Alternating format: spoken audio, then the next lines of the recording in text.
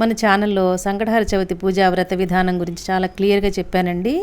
ఆ వీడియోని 1,50,000 మంది పైన చూశారు. చాలా సంతోషంగా ఉందండి.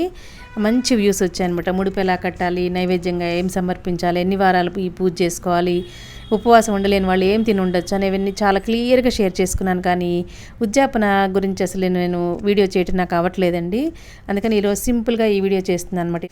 ఈ ఉద్యాపన రోజు ఏంటంటే సూర్యోదయానికి ముందే మనం ఎప్పట్లా పనులన్నీ ముగించేసుకున్న తర్వాత ఇంట్లో విఘ్నేశ్వరుడికి మామూలుగా సంకల్పం చెప్పి పూజ చేసేసుకున్న తర్వాత ఉండ్రాళ్ళు ఏదైనా స్వీటు 2 చేసి నైవేద్యం పెట్టేసి సాయంత్రం వరకు ఉపవాసం ఉండి ఉండలేని వాళ్ళు ఏదైనా తినేసి ఉండొచ్చు.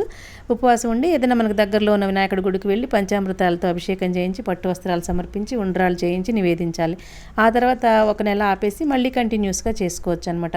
ఇలా మనం ఎన్నో నెలలు అనుకుంటాం కదా, అన్ని నెలలు పూర్తయిన తర్వాత ఇలాగ ఉద్యాపన చేసుకోవాలన్నమాట. మన ఛానల్లో ఆల్రెడీ వినాయక చవితి గురించి, సంకటహర చవితి గురించి వీడియోలు ఉన్నాయండి. ఎవరికైనా కావాలనుకునే వాళ్ళు చూసేయండి.